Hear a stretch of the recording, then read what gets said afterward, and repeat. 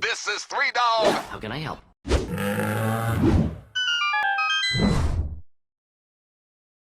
This week on VGS, we're spending a lot of time looking at how video games affect the minds, and we have a great opportunity to speak with a local. He created a game, Actual Sunlight. Will O'Neill is here in the studio. He just took a bus down, came right here into Toronto to talk about his title that is a very personal expression of your life, of the city of Toronto, and I think gave a lot of insights into what it's like to almost be a human, like the human condition in a lot of ways. So thank you so much for joining the program. Hey, no problem. Thanks very much for having me. So the game itself, how would you describe it to someone who, you know, we have so many different options with all the indie titles out there.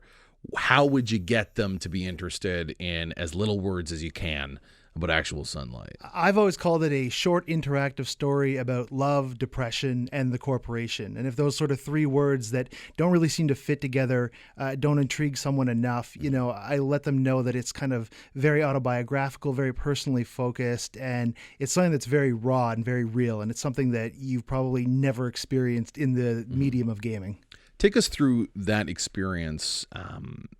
How is it raw and real? How does it exemplify those traits? So basically, you know, it's autobiographical first and foremost, and it's a very text-heavy game. And in it, you play Evan Winter, sort of an early 30s guy who suffers from depression, you know, an unfulfilling love life, an unfulfilling career, and you just go around in his life interacting with objects. And as you do, you're sort of treated to monologues and his inner thoughts about everything in his world and everything that's going on. And it is very, very bleak. It's very dark and very sad, but at the same time, there's a lot of humor to it. And it kind of just, I think the reason that it's been successful and that it's connected with people is it's come across as very sincere. It hasn't come across as just a meditation on depression or, you know, a lousy job. It has come off to people as really how all those things culminate and come together and affect somebody's life and starts to narrow their viewpoint down in a really myopic and closed-minded kind of way. Did you feel, you said it's autobiographical, this is your story then? You made this game. Yeah, absolutely. Yeah. I mean, it's entirely based on my life. Obviously, a lot of the things in it are kind of synthesized from various experiences, and a lot of the other characters are sort of pushed together people within my life, but it all is sort of about the experiences that I had kind of, you know, a few years ago in my late 20s, early 30s, and everything I was going through at that time.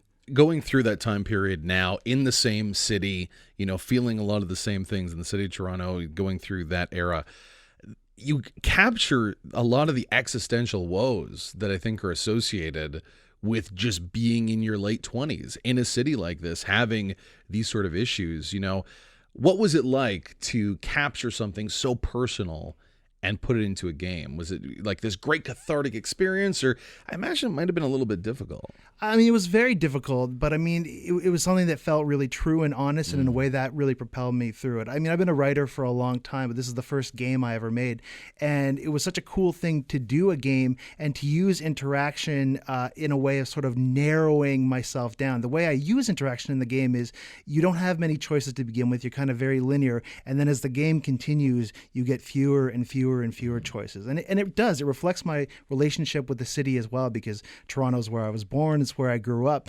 But over time, I've come to see it as, you know, it's still your home. It's still who you are. But it's a place with a lot of intractable and difficult problems as well that sometimes seem like they'll never be solved. So the city itself is very much a character in the game as well.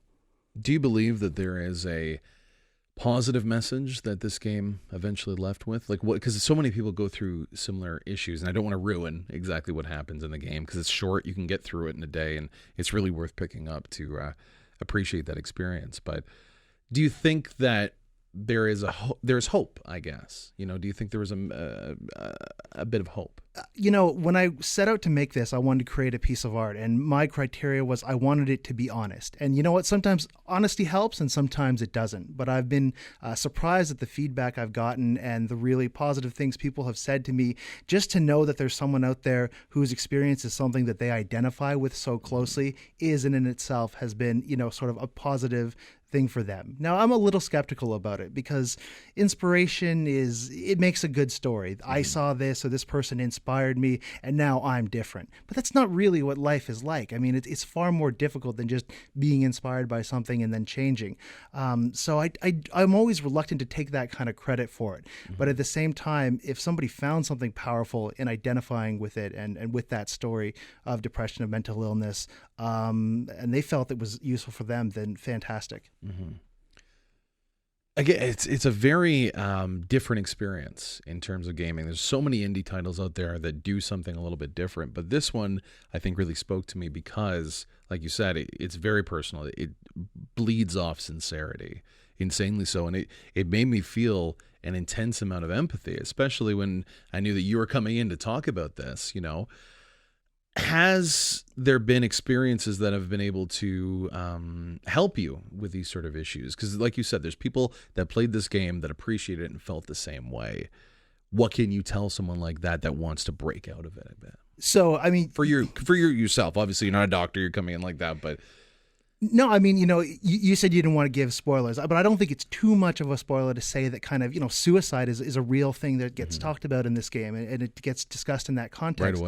Right away, and it sort of becomes the driving point of the narrative. But ultimately, the game does not conclude with suicide, and that's very intentional on my part. It's left ambiguous because I wanted to depict what it's like to move towards that at full force, with absolute trajectory, and then to draw back at the very last second and let the person who's playing kind of think about it and decide for themselves. Now, it's an autobiographical game to the extent that it's about suicide. Well, I'm here. So obviously things don't turn out that way, whether you sort of think or not. So I would say that ultimately Actual Sunlight is very much a game about self-acceptance, even though that self-acceptance may not be everything that you always ever dreamed of. There is growing up. There is living in Toronto. There is being under the weight of love, depression, and the corporation. But ultimately, we're all still alive, and we're all here to do this, hopefully. And if we're honest about it, I think maybe that's the best thing we can do. I agree. Thank you so much. Will O'Neill, creator of Actual Sunlight. If they want to play the game, how can they do that? Because there's a lot of options. We're talking about it when we're off air.